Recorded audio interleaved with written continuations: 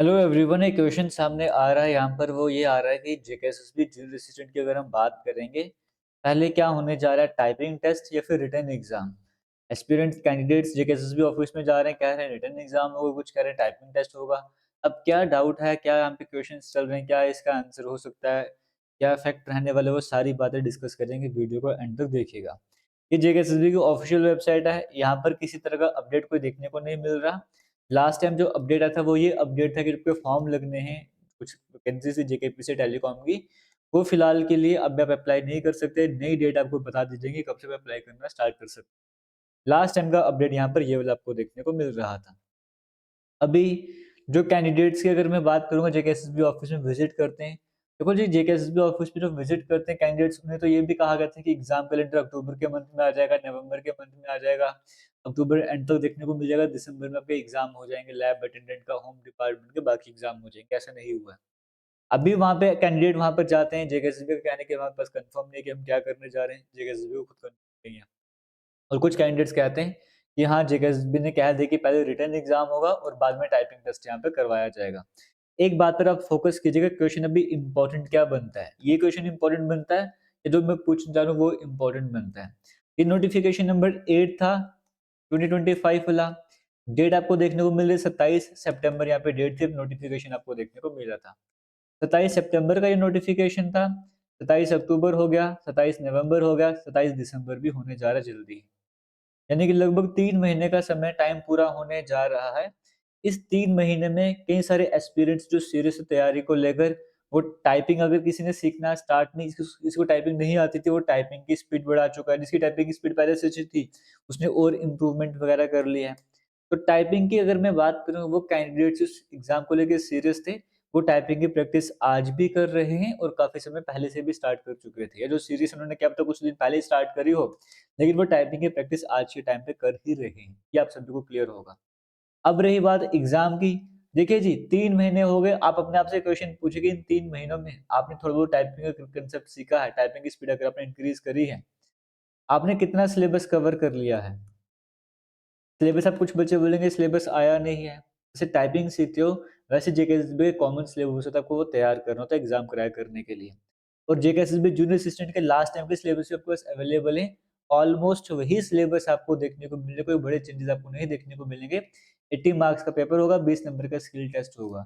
आपने वो 80 मार्क्स का जो पोर्शन है वो कितना कवर कर लिया? 3 महीने का समय हो चुका है। कितना पोर्शन आपने कवर करा है? आने वाले 2 से ढाई महीने में अगर एग्ज़ाम हो, तो जैसे कैंडिडेट्स कह रहे हैं कि पहले एग्ज़ाम करवाया जाएगा। 3 महीनों में कितना आपने पढ़ लिया है और आने वाले 2 महीनों में आप कितना सिलेबस कवर कर लोगे? ये क्वेश्चन पूछने वाली बात। और जब आपको एग्ज़ाम कैलेंडर बीच में आ जाएगा, क्या पता 1 महीने में आ जाए, क्या पता 1 हफ्ते के बाद एग्ज़ाम कैलेंडर आ जाए, जैसे कैंडिडेट्स बताते हैं। जब एग्ज़ाम कैलेंडर आ जाता है, फिर आपको पता है कि एग्ज़ाम इस टाइम पर होने ही जा रहा है। अब आपके पास डेढ़ से 2 महीने ही बचे हैं। प्रेशर होगा, उस टाइम पे आप कितना सिलेबस कवर कर लोगे? तो आप सभी को मैं यही रिक्वेस्ट करूँगा, देखिए जी, जो पैटर्न जेकेएसएसबी का रहता है, वो पैटर्न यही रहता है कि पहले टाइपिंग टेस्ट करवाई जाए, पहले टाइपिंग टेस्ट हो, टाइपिंग टेस्ट के बाद रिटन एग्ज़ाम करवाया जाए। ये पैटर्न जेकेएसएसबी की तरफ से देखने को मिलता है। लेकिन इस बार चांसेस है कि पैटर्न थोड़ा चेंज भी हो जाए। कंपटीशन आप सभी को पता है कि 80,000 प्लस फॉर्म लगे हैं इस बार। कंपटीशन थोड़ा-सा चेंज भी हो सकता है, पैटर्न चेंज भी हो सकता है। कोई बड़ी बात नहीं है कि पैटर्न चेंज नहीं हो सकता है।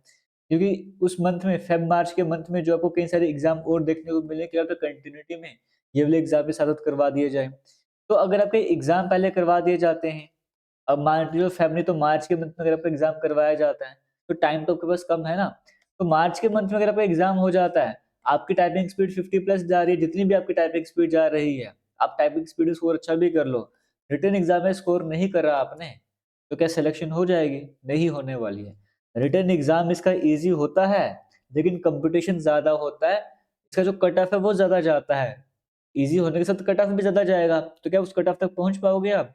उसके लिए ज़रूरी है रिटन एग्ज़ाम की भी तैयारी करना। अभी देखो टाइपिंग की बात करेंगे, अगर टाइपिंग एग्ज़ाम पहले होता है मान के चलो, तो फ़ेब तक आपके पास टाइम है। आप आराम से टाइपिंग की स्पीड को इंक्रीज़ कर सकते हो, उस ड्यूरेशन में आप अच्छे खासे तरीके से मेहनत करो, टाइपिंग की स्पीड आपकी हो जाएगी, फ्रेशर हो तो भी अच्छी स्पीड आप ले सकते हो इस टाइम पीरियड पर, अगर अच्छे से मेहनत करते हो।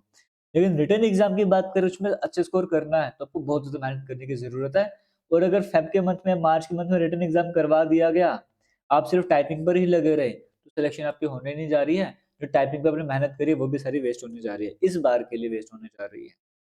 तो इस टाइम पे ज़रूरत है कि जो डिस्ट्रैक्शंस आते रहेंगे आपके सामने कि पहले रिटर्न होगा, पहले टाइपिंग होगा, ये एक तरह के डिस्ट्रैक्शंस हैं।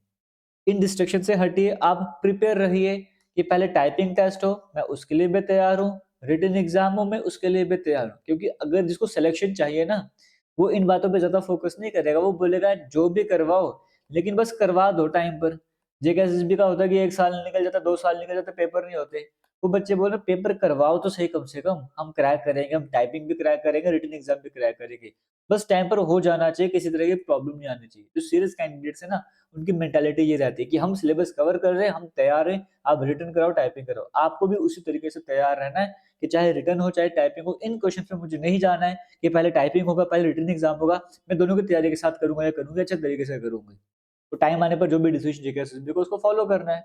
जो भी डिसीजन होगा वो सही होगा, आप उसको गलत या सही नहीं बोल सकते। वो जो डिसीजन आपको फॉलो करना ही करना होगा, चाहे वो पहले टाइपिंग कराएँ, चाहे वो रिटन एग्ज़ाम करवाएँ, वो उनके डिसीजन है, उनको लेने दो। उन्होंने एग्ज़ाम करवाना है आपको। आपको एग्ज़ाम में तैयारी करके एग्ज़ाम देना है, अटेम्प्ट करना। और बाकी जो जूनियर असिस्टेंट की तैयारी कर रहे हैं, हमारी इसी यूट्यूब चैनल की बात करेंगे, प्लेलिस्ट भी अवेलेबल है, जहाँ पर वीडियोज़ अपडेट हो रहे हैं, 20 के आस-पास वीडियोज़ अपलोड हो चुकी हैं, और भी वीडियोज़ अपलोड होती रहेंगी। आपके लिए सेपरेट ग्रुप भी बनाया गया है, कमेंट सेक्शन डिस्क्रिप्शन बॉक्स में लिंक मिल जाएगा टेलीग्राम के सेपरेट ग्रुप का, आप वो भी जॉइन कर लीजिएगा। तो क्लासेस आपकी कंटिन्यू चलती जा रही हैं, क्लासेस भी देखते रहिए। रीज़निंग का सेक्शन 1 चैप्टर आपको करवाया गया है, मैथ का भी पोर्शन करवाया गया है, इंग्लिश की वीडियोज़ क्लासेस कंटिन्यू चल रही हैं, जनरल अवेयरनेस का पोर्शन भी चल रहा है। बस थोड़े वीडियोज़ देखते जाइए, सपोर्ट करते जाइए, आपके लिए और इस तरह की वीडियोज़ आती जाएँगी, और फुल लेंथ फ्री कोर्स आपको हमारे इसी यूट्यूब चैनल पर मिल जाएगा। हालाँकि एप्लीकेशन पर भी कोर्स अवेलेबल, जल्दी कवर करना चाहते हैं वो एप्लीकेशन जाके पढ़ सकते हैं। लेकिन जिनको है कि हम स्लो मैनर पे पढ़ें लेकिन अच्छे तरीके से कवर करें, वो यूट्यूब से भी फॉलो कर सकते हैं। All the best, thank you, जय हिंद।